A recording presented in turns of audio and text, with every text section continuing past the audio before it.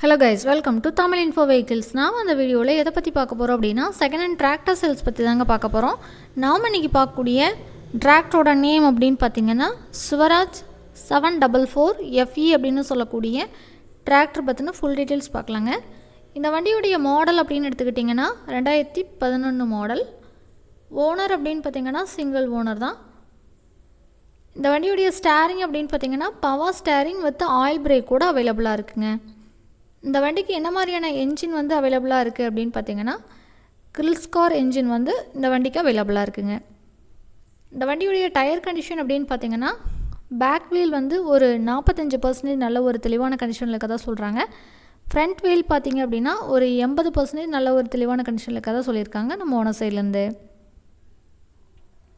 இந்த வண்டிக்கு என்ன ரேட் சொல்கிறாங்க அப்படின்னு பார்த்தீங்கன்னா 2,85,000 சொல்கிறாங்க.